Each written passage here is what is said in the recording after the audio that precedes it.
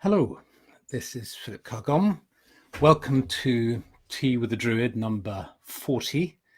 I hope this finds you well and on this Monday evening in September.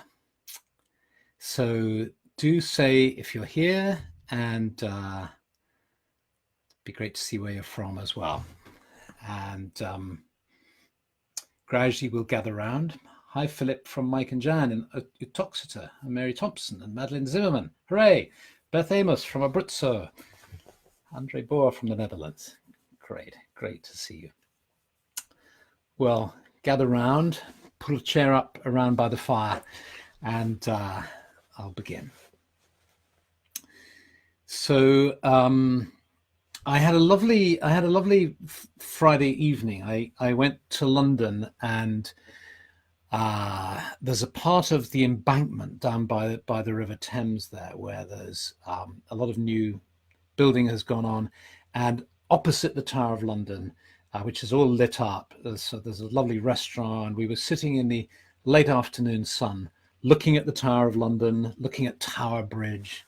For the first time ever, I saw the bridge rising as a tall ship went through under the bridge, and you see the sort of crystal towers of sort of Mammon of the city gradually sort of growing beside the Tower of London, which looks really quite small in comparison, but it's still very beautiful and exciting to see. And then we had a nice meal, family and friends, and then we went to see a play. And the play was Alan Bennett's latest play, Alleluia, which is set in a hospital, and with a cast of elderly people, some of them very elderly, and the play is very funny. It's touching. Every so often, the cast bursts into song, and so you have all the people clambering out of up with their Zimmer frames and singing and dancing. So it's very charming, and it's got a good, strong social message too. But it was the last thing I wanted to tell you the truth. My mum had been in hospital the week before. She's out now. Thank you for those of you who sent kind wishes. It goes up and down with very elderly people. You think they're about to move on to the other planes, and then they rally and they're back again, and then they go down. So it was one of those moments. She's back in the home now. So, and it was just having, so hospitals and old people's homes are very familiar places to me now. And it wasn't, for me, that Friday night, I didn't want to spend Friday night with more hospital scenes. But having said that, it was a great play and I loved it. And it was a lovely evening. And so that was wonderful. But it forced me to think, one of the issues the play confronted was our feelings about old people and our feelings about spending time with people who are elderly and unwell and in hospital. And, I have to say that, I've spent the last 50 years visiting my sister who's chronically ill, and the last 10 years spending time with my mother. So this is a familiar territory to me. And of course I love them. And of course, when I'm with them, I try to be compassionate and caring. But I have to say that I often have to fight feelings of boredom. And I can say I feel bad about admitting it to myself. I feel bad about saying it to you. But I know that it's a common feeling. When you talk to other people, they have these feelings too. And in the play, they were talking about it too. So it's not unusual. But what I realized that evening was that I still haven't cracked it. I've been going through this for 50 years, actually, and I have never figured out a way. I mean, I kind of, I relax, I detach, I try to do various things, but I haven't really found a solution to how to deal with it. So I'd be very interested to hear your feelings if you have experience in this regard. The very tricky feeling of loving somebody, wanting to be with them, but then after 10 minutes, 15 minutes, 20 minutes, finding that you're bored, or that you're busy and you've got other things to do. So I wanted to talk with you about this evening to see what tips you had.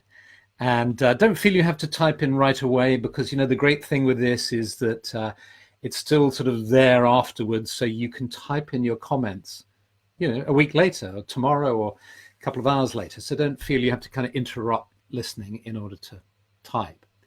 But I thought I'd share this with you, and then in thinking about it, I realized that I should really try something which is called the loving kindness meditation, which is one that comes out of Buddhism originally. It's called Metta Bhavana, Metta meditation.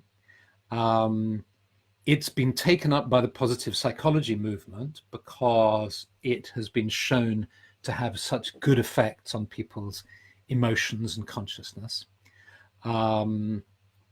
It's being used in the mindfulness movement as well. And it's the sort of meditation that actually, if you had never heard about it, you might well come up with this idea yourself. It really involves simply settling yourself, and then in the classic meditation, you become aware of the love within you, the love for yourself, and then you spread it out to those people closest to you. You perhaps think of somebody who you love very much. It's easy for you to sense love flowing out. And then you see it going out to more and more people. You have a kind of cast of characters, a roll call of all the people that come to mind. And it's rather nice to just allow faces or people just to pop up in your memory. And they may be alive, they may be dead, they may be on the other side by now. And then you get to people who maybe you have a difficult and challenging relationship with. You notice, you allow your feelings for that, you notice them, but if you can, you still send that love out. So it's this rippling out of love, like a pebble in the pool, and you drop the pebble in the pool and you gradually feel it rippling out. And then you move. Do you remember a couple of weeks ago, if you saw that one about the circle of concern and the circle of influence? In a way, you've been operating in your circle of influence here, the people you know and love or have relationships with or had relationships with. But then you can move out to this wider circle of concern, which I think for most of us of the planet, all species. And so you send your love out to people all across the earth. And then you can even go further and include the whole planet and the cosmos. And in doing this meditation this morning, I was reminded of last week's tea, where, do you remember, we took the hazelnut idea of Julian of Norwich, where she had this revelation or vision of being given a small sphere about the size of a hazelnut in her hand. And she was told that was all of created reality, all of creation. And she asked, how come it's so small, it's so fragile, how does it survive? And the message was, because God loves it. So that's the meditation. But as I said, I think although it originates from Buddhism, I think people may well have come across this idea. It's the sort of thing that you might have informally done anyway, just sending your love out, but it's just structured in a different way. And so and there are a number of different ways of doing it available. So in the blog post that I've written, I give you a link to the sort of classic Buddhist way of doing it, where you say prayers, specific prayers to people as you send your love to them. And then there are adaptations, and I give you a little 4-minute video of a mindfulness adaptation, a lady in the States who is doing it, which is, it's great. It's only 4 minutes, but it really works. It's lovely. And then what I've done is I've created one that uses a little bit of sophrology at the beginning to get you into that calm place, because You know, with these meditations, it's all very well, but sometimes you're too kind of frazzled or too caught up with everyday concerns to really be able to enter that deep space to begin this kind of work. So I thought a little bit of sophrology at the beginning to settle us, and then let's set it in the sacred grove. So let's have a little bit of druidry as well, set it in a druid context, where we connect with the earth. And what I'm going to do is I'm going to do this every day. And I've recorded I've recorded a 20-minute version of that, which is on the blog as well. That's if you want to dive deep into a long version. There's the 4-minute mindfulness version as well, or you can just do it, pick it up from what I've said and what we're going to do now. I'm going to do it every day for a week, and let's check in. And do join me if you'd like to do this as a little project. And I'm going to see how it influences my time that I'm spending with my mother and my sister at their bedsides. Let's see what happens. So here we go. So if you'd like to do this, just listen to it and then do it later, or join in. I'll have my eyes closed most of the time, but I'll occasionally open them to check that we're still online and that the broadband hasn't got interrupted. So here we go. So let's begin by just closing our eyes. If you close your eyes, it's easier to concentrate on yourself. And just start off by noticing any sounds far away, sounds close at hand that might be in the room with you, accepting them, any sounds you might be hearing from within your own body, such as your breathing or your heartbeat. And now just very quickly scan your awareness down your body, just starting at the top of your head. Just move your awareness down forehead. You don't have to change anything. You don't have to force yourself to relax. Just become aware of any sensation and allow it and accept it. Forehead, eyes and eyebrows, temples, back of the head, ears, nose and cheeks, mouth and lips, chin and jaw, neck and throat, shoulders, moving down your arms, down both arms to your hands in your lap, and then moving down your back and chest, stomach and middle back, lower back, pelvis, hips, thighs, knees, shins and calves, ankles, top of the feet. Now just be aware of your whole body, your whole body. Breathe in slowly through your nostrils, just breathe in slowly and deeply. And then when you get to the top of the breath, just clench every muscle in your body, squeeze your face, squeeze every single muscle in your body, tight, tight, tight while you hold your breath. Keep holding, keep tight, tight, tight, tight, tight, tight until you can't hold your breath any longer. And when you can't hold your breath any longer, just let all the breath out. Release, relax, and let go. Just take a moment to feel your body, any sensations you might be experiencing. And then become aware of being seated in the sacred grove of the Druids, a clearing in the forest, the earth beneath you. Sense the earth beneath you and its stability and its strength. The trees around you. Breathe in the energy and the perfume of the trees. Sense their branches and leaves above you.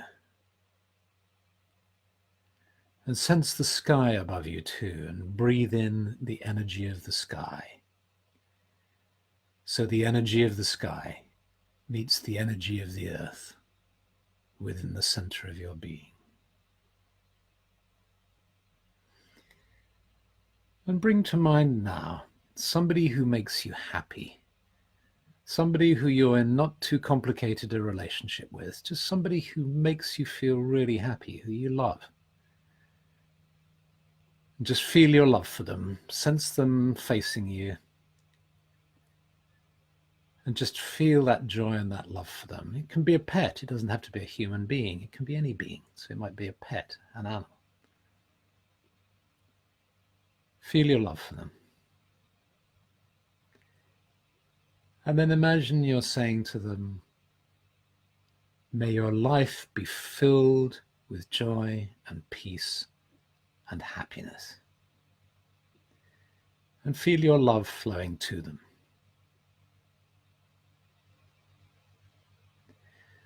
Now imagine them saying that to you.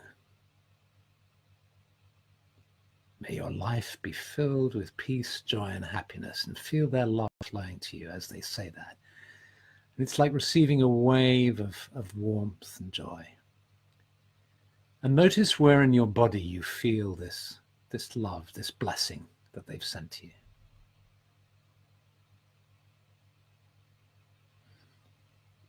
And now, see if you can send this love to yourself. Send this warmth and blessing and say to yourself, may my life be filled with joy and peace and happiness and love.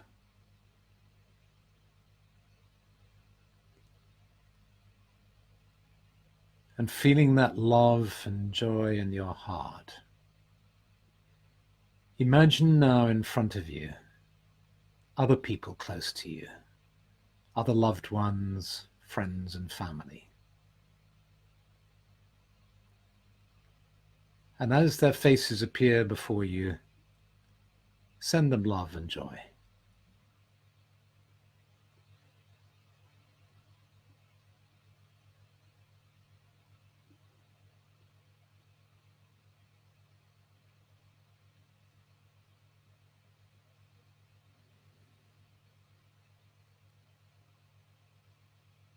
And now, if it's okay, maybe move to people with whom you've had difficulties in the past.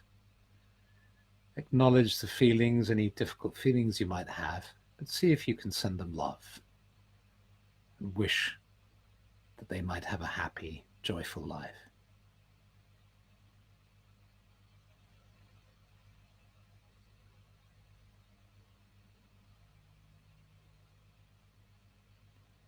And now imagine that that love is spreading out to people in your local area. Like a warm wave, it's spreading out to people living nearby, then people living further away,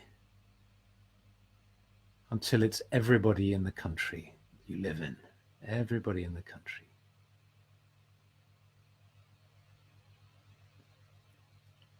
And then gradually your love spreads to the entire earth, all the planet, all the species. May all beings be happy. May all beings find joy and peace and love.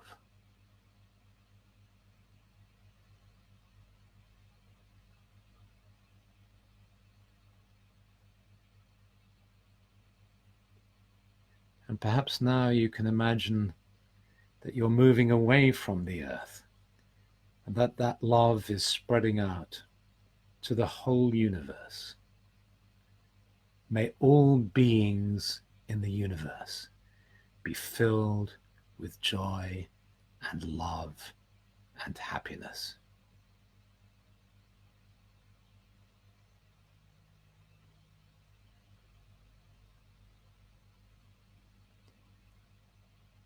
And now find yourself moving back towards the earth. You see the planet, the country you're in, your locality, and now you're in your sacred grove. You're in the sacred grove with the earth beneath you, the trees around you, and the sky above you.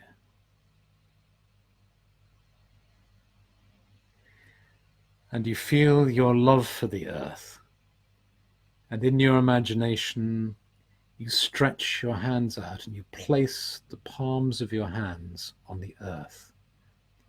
And you send your love to the earth. And you feel your love flowing to the earth. And then you lift your palms up.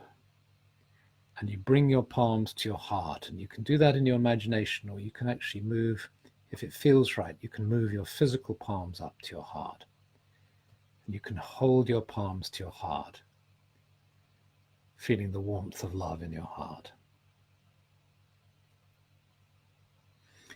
And feel that warmth spreading throughout your body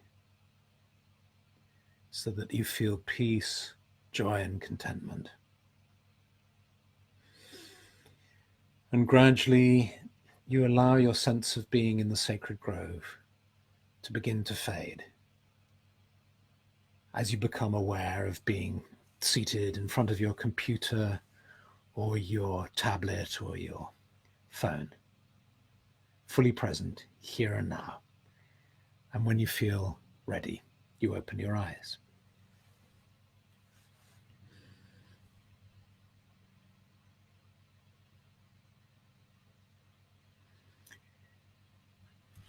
So that was a 10-minute meditation, I think. You can extend this meditation or shorten it. Have a look on the blog and you'll see there's a 4-minute version.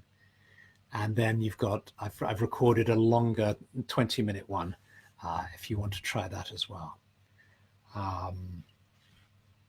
And so I'm looking at your messages here.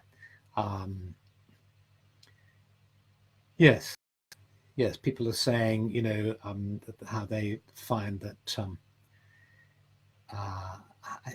resonating with these thoughts about how difficult it is to be with. And it's I think it's also when you accept the fact that you can be loving and caring and compassionate and kind, and at the same time you can go into times when you're feeling frustrated or even kind of desperate in a way, when somebody's very ill and there's nothing you can do. It all seems so hopeless.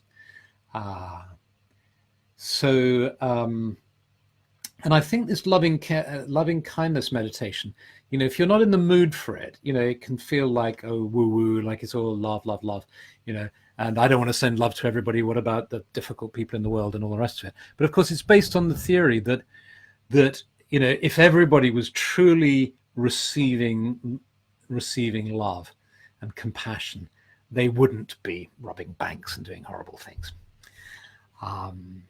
So thank you for being here this evening. If you feel like joining in and doing this once a day for a week, just let's compare notes after a week and see how you feel about it. Be interesting little experiment, just if it feels right. And I will leave you now and send you lots of love and many blessings.